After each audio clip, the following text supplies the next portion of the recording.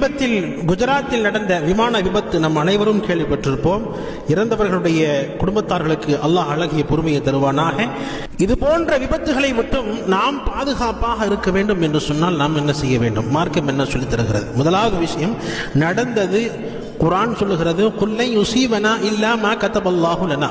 அல்லாஹ் ஜல்ல ஷானஹு வ தஆலா விதியில் எது எழுதி வைத்திருக்கிறானோ அது நடந்து முடிந்து விட்டது, அவ்வளவுதான். நடந்ததெல்லாம் விதியில் இருந்தது, அது முடிந்து விட்டது. இன்ஷா அல்லாஹ் நாம் பாதுகாப்பாக இருக்க வேண்டும்.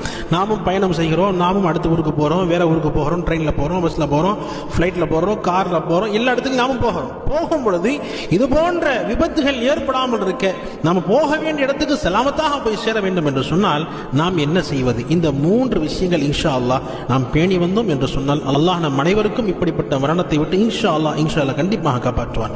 முதலாவதாக நாம பிரயாணத்தில் செல்லும் பொழுது துஆ ஓதிக்கொள்ள வேண்டும். கொடுத்த துஆ நாம் ஓதிக்கணும். சுப்ஹானல்லதி சக்கர் லனா ஹாதா வமா குன்னா லஹு முக்ரினீன் வ இன்னா இலா ரப்பினா லமுன்கலிபூன். எங்களுடைய சக்திக்கு வசப்படுத்த முடியாத இந்த வாகனத்தை எங்களுக்கு வசப்படுத்தி கொடுத்த அல்லாஹ்வே மிக பரிசுத்தமானவன், மேலும் நாம் அனைவரும் அவன் பக்கமே திரும்ப செல்லக்கூடியவர்களாக இருக்கிறோம் என்ற இந்த துஆவை பிரயாணத்துக்கு முன்னால இன்ஷா அல்லாஹ் நம்ம ஓதிக்கணும். முதலாவது. இரண்டாவதாக, நம்ம எந்த நாள்ல நம்ம சஃபர் செய்ய போறோம், எந்த நாள் நம்ம பிரயாணத்துக்கு போக போறோமோ அந்த நாள்ல நம்ம ஃபஜ்ர் தொழுகிறோம். ஃபஜ்ர் டெய்லி தொழுக வேண்டும். அது அவசியம் தான், ஃபர்ல் தான், கட்டாய கடமை தான். மறுமையில் கேட்கப்படுகிற முதல் கேள்வி தொழுகை பற்றிதான். அப்ப என்றைக்கு நாம் சஃபர் செய்கிறோமோ அன்றைய நாள்ல நம்ம ஃபஜ்ர் தொழுகிறோம் என்பதாக சொன்னா அல்லாஹ் நிச்சயமாக விபத்துகளை விட்டு பாதுகாப்பான். ஏன் என்று சொன்னால் ரசூல் ஸல்லல்லாஹு அலைஹி வஸல்லம் அவர்கள் சொல்லி காட்டுவார்கள், மன் ஸல்ல சுப்ஹ ஃபஹுவ ஃபீ திம்மத்தில்லாஹ். யார் ஃபஜ்ருடைய தொழுகை தொழுது விடுகிறார்களோ அவர்கள் அல்லாஹ்வுடைய பொறுப்பில் வந்து விடுகிறார்கள் என்பதாக சொன்னாங்க.